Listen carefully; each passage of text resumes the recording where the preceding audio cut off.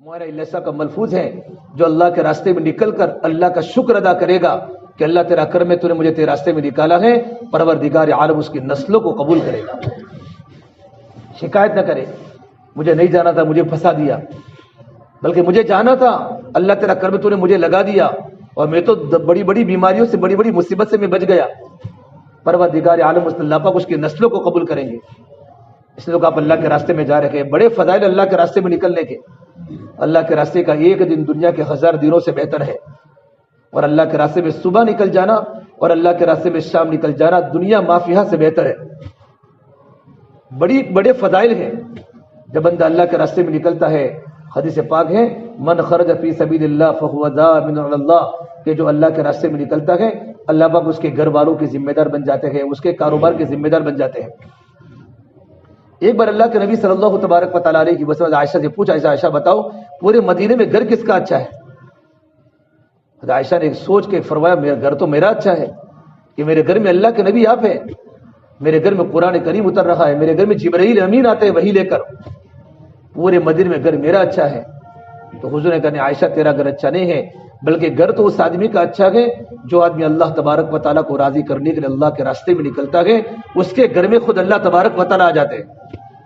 اللہ کے آنے کا مطلب یہ ہوتا ہے اس گھر کی ساری ذمہ داری اللہ کے حوالے ہوتی ہے۔ بڑے خوش قسمت ہو کہ اللہ نے آپ کو اللہ کے راستے کی محنت کرے قبول فرمایا، اس پر اللہ کا شکر ادا کرے۔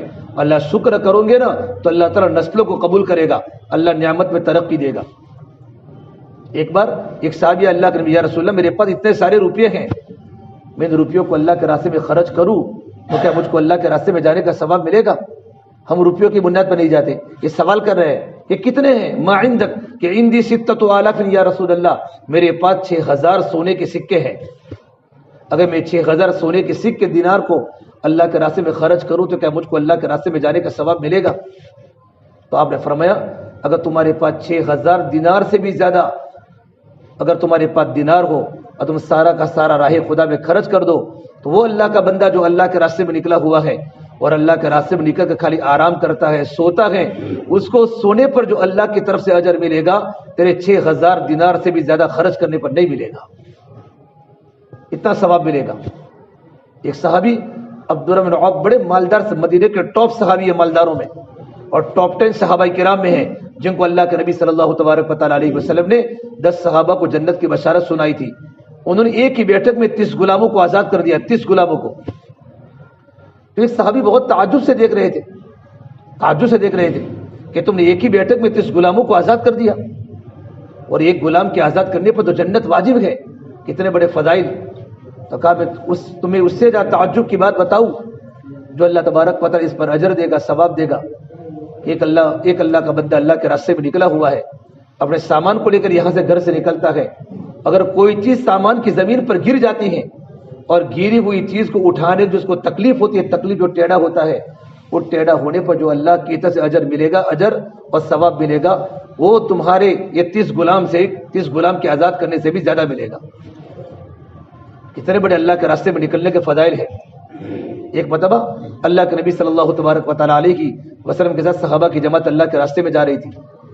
ایک پہاڑ پر سفر تھا، پہاڑ پر، تو ایک صحابی نے پانی کا چشمہ دیکھا، ماء عذبہ، کہ بالکل میٹھا پانی ہے، تو ارادہ کیا یہاں رہ جاؤ، اپنا گھر یہاں بسا لو، ٹھنڈی ٹھنڈی ہوا ہے، پہاڑی ہے اور اچھی جگہ، ٹھنڈا پانی بھی ہے، آب و ہوا بڑی معتدل ہے، اپنا مکان یہاں بنا لوں، لیکن حضور سے پوچھوں گا۔ تو آپ نے فرمایا نہیں، اللہ کے راستے میں چلو، کیا تم یہ نہیں چاہتے کہ تم جنت کے باغوں میں گزرو اور اللہ پاک تمہارے گناہوں کو معاف کرے؟ پھر فرمایا جو بندہ اللہ کے راستے میں اتنا نکلتا ہے جتنا اونٹنی کے دوہنے کے درمیان، جو آپ دیتا اونٹنی دوہتا ہے تو آدمی اونٹنی دوہتا ہے، پھر دوسرے مرتبہ اس کے تھن کو پکڑتا ہے، جتنا وقفہ ہوتا ہے اتنا وقفہ بھی اگر اللہ کے راستے میں ٹھہرے گا تو میرے نبی اس پر جنت واجب ہے، اللہ اس پر جنت کو واجب کر لیتا ہے۔ تو میرا اللہ 40 دن میں اللہ کیا دے گا؟ آدمی جب اللہ کے راستے میں نکلتا ہے اور اللہ کے راستے کا اجر سب سامنے ہوتا ہے نا تو آدمی کو نکلنے کا شوق ہوتا ہے۔